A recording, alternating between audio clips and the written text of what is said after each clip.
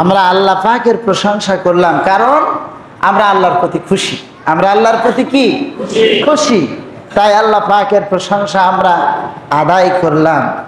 আসুন কিছু কথা আমরা পেশ করব, তবে আমরা কিছু কথা পেশ করার আগ দিয়ে কোরআন শরীফ থেকে কিছু বক্তব্য, আল্লাহ রাসূলের হাদিস থেকে কিছু বক্তব্য পেশ করার আগ দিয়ে আমরা কোথায় আছি, কেমন আছি, এ বিষয়টা নিয়ে দু একটা কথা আপনাদের সামনে পেশ করা দরকার।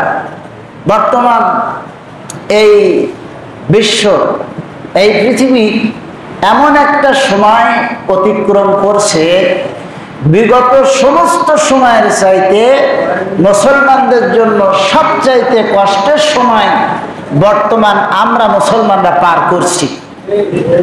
এই অবস্থা শুধু আমাদের এখানে না, সারা পৃথিবীতে একই অবস্থা। আজ দেখেন সৌদি আরবে, সেখানে আজ ইসলামিক যে তামাদ্দুন গড়ে উঠেছিল, যে সংস্কৃতি গড়ে উঠেছিল, সেখানে পশ্চিমাদের হিংস্র থাবা পড়েছে। সেখানে আজ তাদের পশ্চিমা সংস্কৃতি, নিজেদের অস্তিত্ব ভুলে গিয়ে আজ কাফের মুশরিকদের সংস্কৃতি তারা আমদানি করছে, এবং যুদ্ধ বিগ্রহ চলছে গোটা পৃথিবী জুড়ে। যেই সিরিয়া এখন আপনারা জানেন ভূমিকম্পে পর্যদুষ্ট হয়ে রয়েছে, সেই সিরিয়ার উপরে হামলা চালালো কিছুদিন আগেও। ভূমিকম্পের কারণে সিরিয়া এবং তুরস্ক একটা কঠিন সময় অতিক্রম করছে। আমি নিউজে দেখলাম যে শুধুমাত্র তুরস্কে বহুতল ভবন, 10 তলা 20 তলা 5 তলা এরকম বহুতল ভবন, অন্তত 2 লক্ষ ভবন ধসে সব মাটির সাথে সমান হয়ে গেছে। বিশেষজ্ঞরা মনে করছেন যে সেখানে তারা এ পর্যন্ত যতগুলো লাশ উদ্ধার করেছে, এ পর্যন্ত গতকালকের খবর হচ্ছে 50,000-এর উপরে সেখানে লাশ উদ্ধার করা হয়েছে। আর যারা এ বিষয়ে বিশেষজ্ঞ আছেন তারা বলছেন যে যত লোক মারা গেছে এর হিসেব সঠিক পাওয়া কঠিন, কিন্তু এখনো এমন বিস্তীর্ণ বিল্ডিং জায়গা রয়েছে যেখানে উদ্ধারকর্মীরা যেতেই পারেনি, এবং মৃত্যুর সংখ্যা তারা আশঙ্কা করছেন 1.5 লক্ষ মানুষ মৃত্যুবরণ, তার উপরে মৃত্যুবরণ করেছে। আমি মাঝে মধ্যে চিন্তা করি যে এটা ছিল মাত্র 43 সেকেন্ডের একটা কম্পন। 43 সেকেন্ডের একটা ভূকম্পনের কারণে সাধের স্বপ্নের গড়ে তোলা বিলাসবহুল বাড়িগুলো কিভাবে যে মাটির সাথে মিশে গেল। আমার মনে হয় যে যদি কেউ কিয়ামত দেখতে চান তাহলে কিয়ামত পর্যন্ত অপেক্ষা করা লাগবে না। তুরস্কের এই ভূমিকম্প ভিডিও ধারণ করা রয়েছে, আর তার ধ্বংসস্তূপ এখনো টেলিস্কোপের মাধ্যম দিয়ে গোটা পৃথিবীর ভিতরে ছড়িয়ে ছিটিয়ে রয়েছে। এই দৃশ্য আপনারা দেখবেন, ভূমিকম্প আপনার কি বলে কিয়ামত আপনার সামনে উদ্ভাসিত হবে। কি কঠিন অবস্থা সেখানে। এরকম করে গোটা পৃথিবীতে একটা বিভীষিকাময়, এই দেখেন 2020 সাল, 21 সাল, 22 সাল মিলে করোনা ভাইরাসের এক বিরাট ভয়াবহতা চলল। এখন এই কম্পন চলছে। এখন আবার শুরু হয়েছে গত বছর থেকে একটা যুদ্ধ, যেটা হচ্ছে ইউক্রেন এবং রাশিয়ার মধ্যে সংগঠিত একটা যুদ্ধ চলতেছে। এই যুদ্ধ এটা আস্তে আস্তে ক্রমিক আকারে ক্রমবর্ধমান হতে হতে এটা এখন বিশ্বযুদ্ধে রূপান্তর হতে যাচ্ছে। যারা বিশেষ করে এসব বিষয়ে মোটামুটি জ্ঞান রাখেন তারা এগুলো আমার মনে হয় কিছুটা পর্যবেক্ষণ করলে এটা বুঝতে পারবেন। তো এখন মৌলিক দিক দিয়ে এটা তো আল্লাহর একটা গজব, মৌলিকভাবে এটা একটা আল্লাহর কি গজব। আর এটা হবে সারা পৃথিবী জুড়ে যুদ্ধ বিগ্রহ হবে, মুসলমানদের উপরে অত্যাচার তো কম হচ্ছে না। দীর্ঘদিন ধরে মুসলমানদের উপরে অত্যাচার চলেছে যুদ্ধের মাধ্যমে, এখনো চলছে। তো এই বিশ্বের এই সার্বিক পরিস্থিতি বিবেচনা করে আর একটা বিষয় আপনাদের মনে রাখতে হবে যে সম্প্রতি যেভাবে ইসরায়েল মাথাছাড়া দিয়ে উঠেছে। তাতে করে খুব শীঘ্রই মুসলিম বিশ্বের উপরে ইসরায়েল হামলা শুরু করবে। আর এই হামলার মাধ্যম দিয়ে একটা বিশাল সংকট তৈরি হবে মধ্যপ্রাচ্যের ভিতরে, এবং সেখানে মুসলমানদের অবস্থা আরো সংকীর্ণ হবে। এভাবে করে গোটা পৃথিবীতে যখন এই দুরবস্থা চলতে থাকবে, আল্লাহ রাব্বুল আলামিন অতি সত্বর ইমাম মাহদীকে পৃথিবীতে পাঠিয়ে দিবেন, এবং ঈসা আলাইহিস সালামকে আল্লাহ রাব্বুল আলামিন পৃথিবীতে পাঠাবেন। দাজ্জালের আবির্ভাব হবে, দাজ্জালের অবসান হবে, গোটা পৃথিবীতে আবার আল্লাহর রাজ কায়েম হয়ে যাবে। সে সময় সামনে আসছে। আল্লাহ যদি আমাদের হায়াতে এটা দেখায়, আমরা নিজেরাই দেখে যেতে পারবো। আল্লাহ তাআলা আমাদেরকে দাজ্জালের খপ্পর থেকে, তার ফিতনা থেকে আমাদেরকে হেফাজত করুন বলে আমিন। আমার দেশের অধিকাংশ মুসলমান বুঝে না বুঝে দাজ্জালের ফিতনায় জড়িয়ে পড়েছে, দাজ্জালের জালে আবদ্ধ হয়ে গেছে।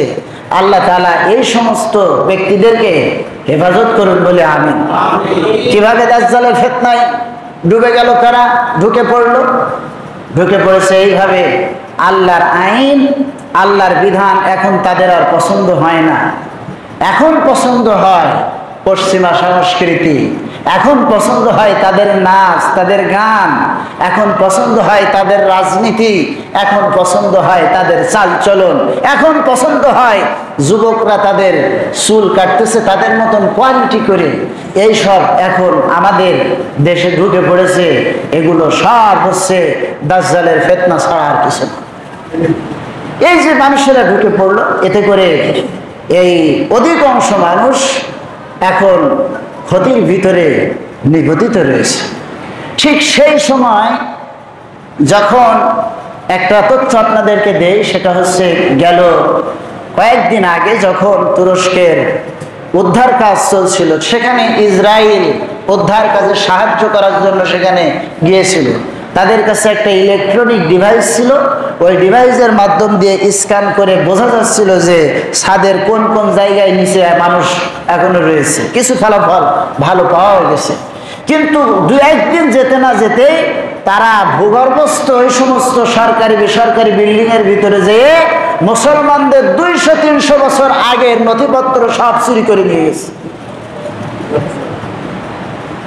কি অবস্থা! মুসলমানদের দুর্বলতার সুযোগ নিচ্ছে। গোটা পৃথিবীতে মুসলমানরা এখন ওই সমস্ত বিধর্মী রাষ্ট্রের কাছে এখন ধর্ণা দিয়ে পড়ে আছে।